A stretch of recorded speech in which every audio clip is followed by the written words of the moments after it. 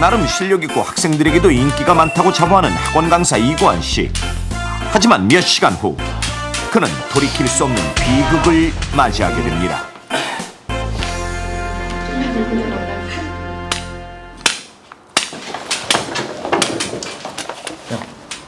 이게 무슨 소리야? 이거? 구한쌤 오는 소리. 구한쌤? 응. 오늘따라 되게 크네. 봐봐. 3, 2, 1, 땡! 늘 안마기로 어깨를 두드리는 습관이 있는 구환 씨. 오늘따라 더 힘차게 어깨를 두드리며 교실에 들어서는데요. 안녕하세요. 아, 일주일 후면 시험이지? 자. 이번 시험에 평균 성적이 5점씩만 오르면 내가 너희들 먹고 싶은 거 다 쏜다. 용준이, 뭐 먹고 싶어? 못 올 거 알고 하세요. 글쎄요. 야, 내가 학원 강사 12년 만에 처음 듣는 메뉴인데? 근데 인간적으로 너무 비싸다. 네? 뭐가? 회 비싸다고. 동문서답 하세요. 회요. 그랬잖아 네가. 저는 글쎄요라고 했는데.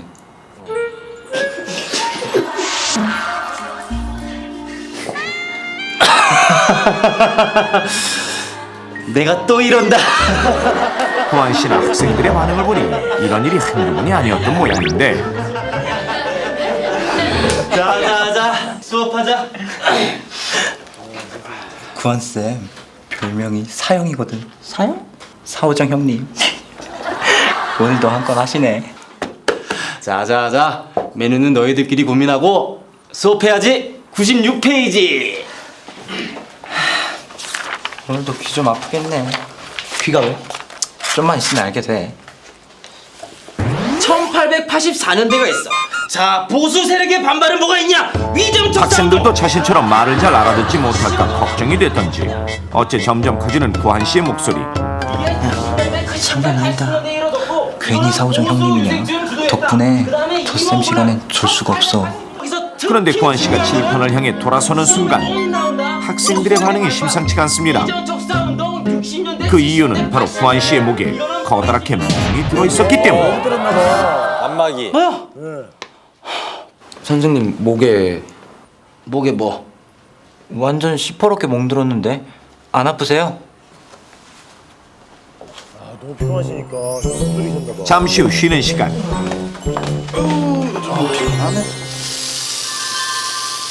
교무실은 구환 씨가 뿌려대는 파스 냄새로 가득 차 있었는데요. 동료들도 구환 씨의 목에 든 멍을 발견하고 걱정이 되는 모양입니다. 이 선생, 뭐 이거 왜 그래? 누구한테 맞았어? 안마기요. 안마기? 아이고 아무리 천의 안마 이구환 선생이라지만 목이 이렇게 되도록 두드려? 그래서 울고 있는 거야 지금? 아니요.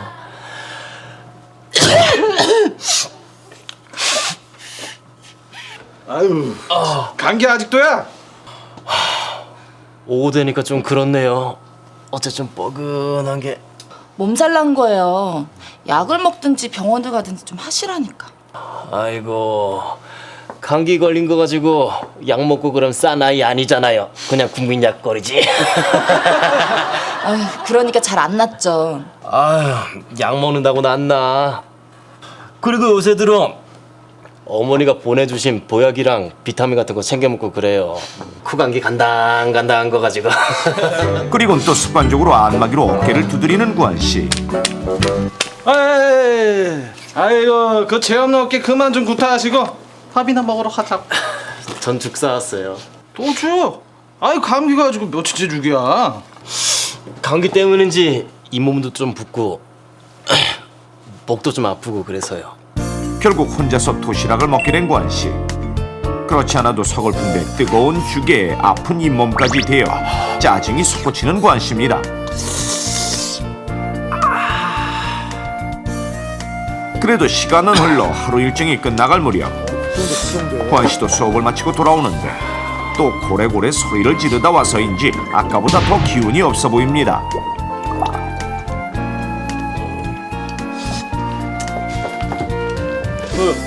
괜찮냐? 예. 뭐 좋은 일 있으세요? 아, 인터넷에서 가방을 하나 샀는데 티셔츠를 공짜로 하나 주더라고요. 가방보다 비쌀 텐데 집에 둘 데는 있어요. 에? 이거 별로 안 비싼데?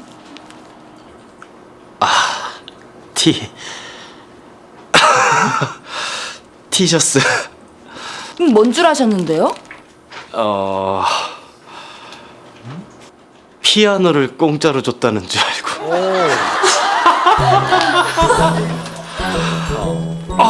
피곤하다.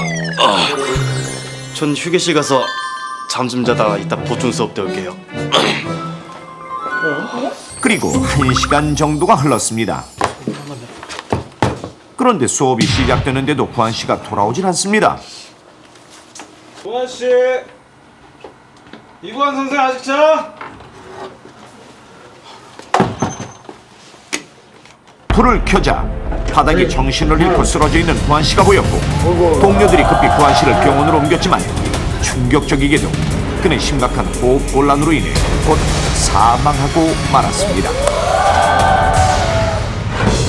점심을 먹은 후 잠깐 휴식을 취하러 들어갔던 구한 씨가 갑자기 숨을 쉬지 못하고 죽게 된 이유는 대다수의 사람들이 대수롭지 않게 여기는 어떤 질환을 방치했기 때문인데, 그렇다면 이렇듯 무심코 방치할 경우 치명적인 부작용을 일으키고 최악의 경우 질식사까지 유발하는 이 질환은 과연 무엇일까요?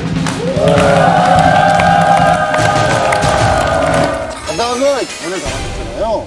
이게 자는 동안 자기도 모르게 호흡이 안 된 거거든요. 근데 코감기가 있었어요. 그리고 잘 보셨는지 모르겠지만 그 목에 멍이 있다고 했을 때 뒤돌아 쓰셨을 때 코 주변이 좀 빨간 게 보이더라고요. 예. 그래서 심한 비염을 방치하신 거예요.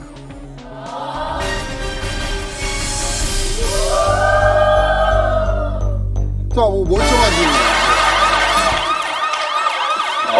백원숭이. 귀 속에 뭔가 염증이 있어서 계속 딴소리하고 그랬는데 귀에 원래 뭔가가 이제 문제가 있는 상황에서 감기까지 걸려가지고 코를 풀다가 여기가 터진 거야. 귀하고 코하고 입하고 다 연결돼 있잖아요. 맞아. 그러면서 코를 빵 풀었는데 귀에서 뭔가가 빡 터지면서 누웠을 때 이게 코를 이렇게 넘어오면서 여기가 막혀가지고 기도를 막아서 호흡이 안 돼서 숨지게 된 상황입니다.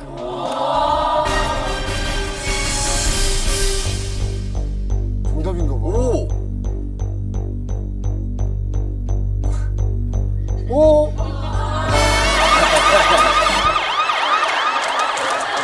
아닌데요? 아 뭐지? 전혀 모르겠어요. 잇몸 쪽 아닐까요?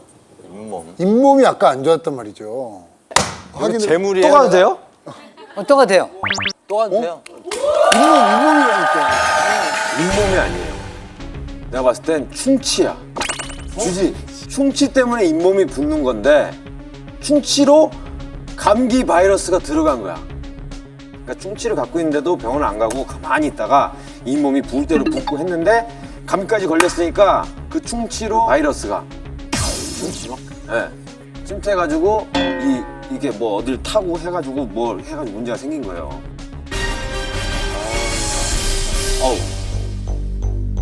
아 이게 따라오는 게 아니었네. 하나 둘 셋. 하나 둘 셋.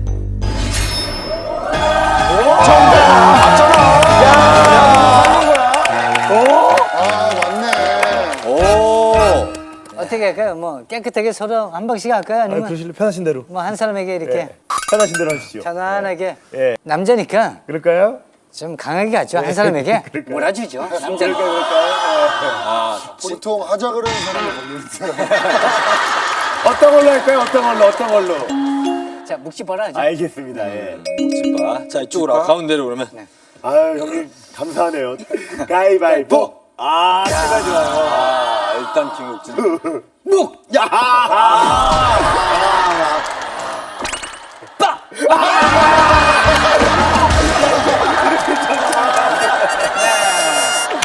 잘하시네요. 여기 볼까요? 여기 볼까요? 자, 저 맛을 봤어요. 네, 맛을 봤어요. 맛을 봤어요, 맛을. 지나는 거 아니에요? 자, 시식했어요, 시식. 같은 곳에. 어우, 이렇게 해서 야, 이거 코로도 들어가는구나. 빽빽하게 잘 생겼다. 아니, 얼굴이 이렇게 모르겠어요, 이거 모르겠어요. 아, 그럼 모르죠. 이렇게 하면, 이게 아니지. 이거 모르잖아, 이렇게 하면. 아, 그렇게 보면 전혀 몰라요. 성공한 사람이 돌리면 정답자야, 정답. 안 되는 날이네. 위기의 순간 죽느냐 사느냐. 최근 감기도 자주 걸리고 평생 먹지 않던 보약까지 챙겨 먹어야 할 만큼 체력이 떨어져 있었던 구한씨. 감기 기운이 도질 때마다 어김없이 함께 시작되는 것이 바로 지긋지긋한 치통이었는데, 치통의 원인은 바로 잇몸에 생긴 염증 때문으로 면역성이 떨어지면서 입속 세균의 활동이 더 활발해져 염증 반응도 심해졌던 것. 하지만 치통쯤이야 하며 대수롭지 않게 생각하고 그냥 방치해왔던 것이 문제였습니다. 그런데 흔한 잇몸 염증을 방치한 것이 어떻게 질식사까지 유발할 수 있는 것일까요?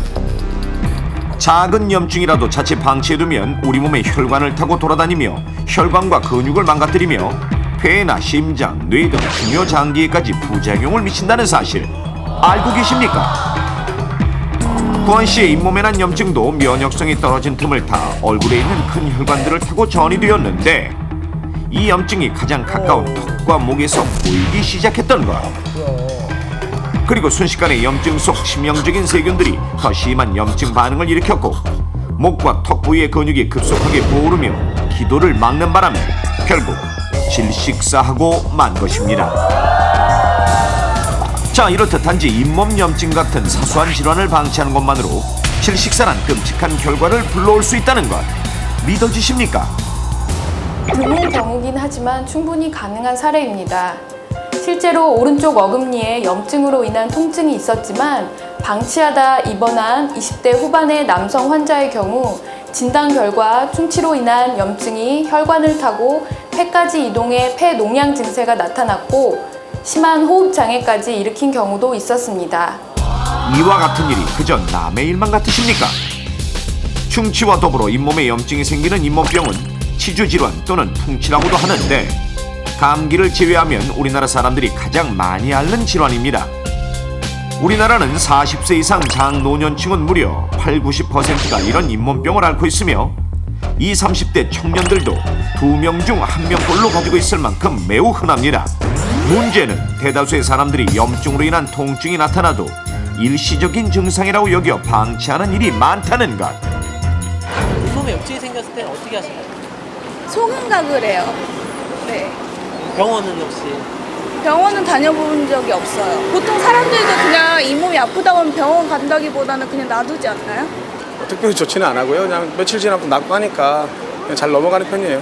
그냥 뭐 치과 치료가 조금 번거롭기도 하고, 약간 이제 치과는 어렸을 때부터 약간 이제 뭐 공포감의 그런 대상이다 보니까는 약간 가기 꺼리게 되는 것 같더라고요. 이렇듯 잇몸에 염증이 생겨도 참을만 하다는 이유로 방치하는 사람들이 실제로 많았습니다. 물론 신체 건강한 사람이라면 칫솔질만 잘해도 별 문제 없이 염증이 가라앉는 게 일반적입니다. 그러나 현대인의 경우 음주나 흡연 인구의 증가, 과도한 업무와 스트레스 등 신체 면역성을 떨어뜨리는 요인이 많다는 사실. 이렇게 면역성이 떨어진 사이 입속 세균의 활동이 활발해지고 그만큼 염증 반응도 치명적일 수 있는데, 특히 잇몸병은 동맥경화, 심근경색 같은 심장질환과 밀접한 관련이 있다는 사실. 그 이유는 잇몸병으로 인한 만성 염증이 동맥의 벽에도 염증을 일으켜 혈관을 좁게 만들고, 그곳에서 만들어진 응고된 피가 작은 혈관들을 막아 심장마비를 일으킬 수 있기 때문입니다. 또 염증이 얼굴에 있는 혈관을 타고 뇌로 이동하면 뇌졸중 같은 치명적인 뇌질환을 유발할 가능성도 있습니다. 그래서 잇몸병은 세균이 몸속으로 침투하는 통로가 될 수 있다는 점에서 조기 치료와 함께 예방이 가장 중요한데, 가장 기본적인 잇몸병 예방은 바로 양치질. 하루에 3번 자신만의 순서를 정해 이와 잇몸 그리고 혀까지 깨끗이 닦도록 하는데 어금니 안쪽에서 바깥쪽, 앞니도 안쪽에서 바깥쪽을 닦은 후 씹는 면 그리고 마지막으로 혀도 꼼꼼하게 닦아내는 것이 좋습니다. 그러나 양치질을 아무리 잘해도 잇몸 사이사이에 쌓이는 플라크를 모두 제거하는 것은 불가능합니다. 때문에 칫솔이 닿지 않는 곳은 치실이나 치간 칫솔을 이용하고 마지막으로 가글액으로 헹궈내 최대한 남아있는 음식물 찌꺼기를 없애도록 합니다. 그리고 최소한 6개월에 한 번씩은 치과를 방문해 정기적으로 치석 제거를 받는 것이 좋습니다. 무심코 방치한 사소한 잇몸병이 순식간에 당신의 숨통을 조일 수 있다는 사실, 당신은 절대 잊지 마십시오. 죽느냐 사느냐 그 선택은 당신에게 달려 있습니다.